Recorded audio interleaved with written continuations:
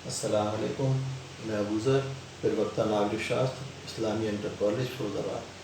आज हम शीत युद्ध के दौर के ऊपर चर्चा करेंगे। ये वो दौर था जब द्वितीय विश्व युद्ध समाप्त हुआ था और द्वितीय विश्व युद्ध में साथ लड़ने वाले अमेरिका और सोवियत संघ एक दूसरे से अलग हो गए थे। इसमें सबसे पहले हमें ये समझना है कि ये शीत युद्ध है क्या। शीत युद्ध, इसका अर्थ ये है कि दो या दो से अधिक देशों के मध्य ऐसी स्थिति बन जाए जिसमें ऐसा लगे कि अब युद्ध होकर ही रहेगा लेकिन युद्ध ना हो। अर्थात शीत युद्ध में युद्ध की आशंका और तनाव और तथा भय बना रहता है लेकिन युद्ध नहीं होता। विश्व के इतिहास में ऐसी स्थिति अमेरिका व सोवियत रूस के मध्य सन 1945 से लेकर 1990 तक बनी रही। द्वितीय विश्व युद्ध की समाप्ति के बाद यूरोप दो हिस्सों में बढ़ गया। पश्चिमी यूरोप अमेरिका के साथ तथा पूर्वी यूरोप सोवियत संघ के साथ चला गया। इस तरीके से पूरा विश्व दो गुटों में, दो सैनिक गुटों में बढ़ गया, जिसका एक का नेतृत्व संयुक्त राज्य अमेरिका कर रहा था और दूसरे का सोवियत रूस। इन दोनों ही देशों का ये होड़ लगी हुई थी कि हम ज़्यादा से ज़्यादा देशों को अपने साथ कर सकें और उनके साथ व्यापारिक संबंध अच्छे बना सकें और उनको अपने हथियार भी बेच सकें। जबकि इन दूसरे जो उनके इन छोटे छोटे देश जो इनके साथ शामिल हो रहे थे वो इनकी शरण में आकर अपने आप को सुरक्षित महसूस कर रहे थे और आर्थिक रूप से कमज़ोर देशों को इन देशों से आर्थिक सहायता भी प्राप्त हो रही थी। इसी घटनाक्रम में एक घटना घटती है क्यूबा की। क्यूबा एक ऐसा देश है जो अमेरिका के बहुत ही करीब है और उसमें साम्यवादी विचारधारा के मानने वाले फिदेल कास्त्रो की सरकार थी और उनके सोवियत संघ से बहुत अच्छे संबंध थे। इस कारण सोवियत संघ ने अपने सैनिक अड्डा बनाने के लिए क्यूबा को मना लिया और अपनी परमाणु मिसाइलें क्यूबा में लगा दी। जब अमेरिका को इसकी पता चली कि सोवियत संघ ने इस प्रकार किया है तो उसने अपने नौसैनिक जहाज़ों को समुद्र में तैनात कर दिया और उस रास्ते पर लगा दिया जहाँ से सोवियत संघ और क्यूबा के जहाज़ आते जाते थे। इस कारण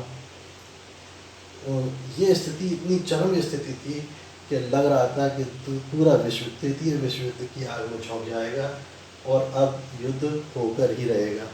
लेकिन पूरा विश्व द्वितीय विश्व युद्ध की भयावह स्थिति को देख चुका था, इसलिए ये तृतीय विश्व युद्ध झेलने के लिए तैयार नहीं था।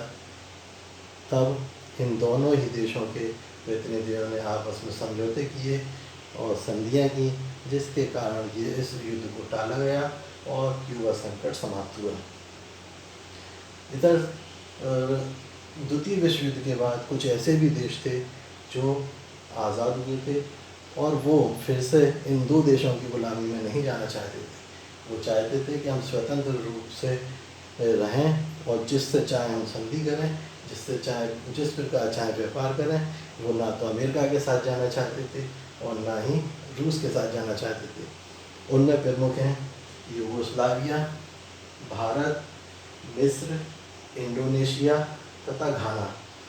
ये ऐसे देश थे जो द्वितीय विश्व युद्ध के बाद आज़ाद हुए थे और ये किसी भी दोनों सैनिक गुटों में से किसी के साथ भी जाना नहीं चाहते थे।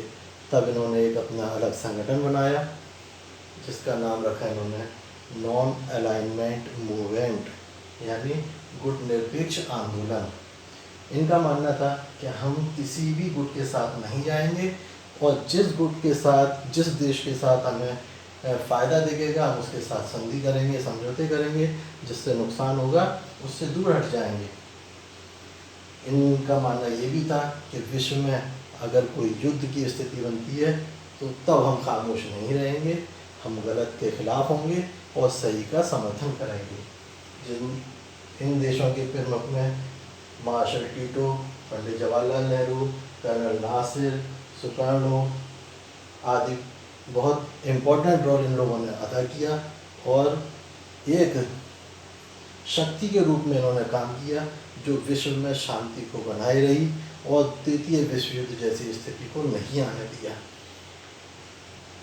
इस शीत युद्ध के दौरान बहुत सारे छोटे युद्ध भी हुए, जिसमें काफ़ी जान माल के नुकसान भी हुआ, जिसमें छोटे युद्ध में कोरिया का युद्ध, वियतनाम का युद्ध और अफ़गानिस्तान के युद्ध प्रमुख हैं। अफ़गानिस्तान का युद्ध में अब संयुक्त सोवियत संघ ने अपनी सेनाएं अपने अफ़गानिस्तान में भेजी, जिसमें उसे खनिज रूप से प्राप्त होने वाली चीज़ों के लिए फ़ायदा पहुंच रहा था। लेकिन अफ़गान के युद्ध में सोवियत संघ को परास्त होना पड़ा और अफ़गानिस्तान को छोड़कर जाना पड़ा। उसके जाने के बाद सोवियत संघ छोटे छोटे टुकड़ों में बट गया और एक बड़ी शक्ति आर्थिक रूप से कमज़ोर हो गई और शीत युद्ध का दौर समाप्त हो गया और अमेरिका का वर्चस्व पूरी दुनिया में कायम हो गया। इस पाठ से संबंधित अगर किसी स्टूडेंट्स को कोई भी समस्या हो तो वो मुझे पर्सनली कॉल करके भी समझ सकते हैं। शुक्रिया।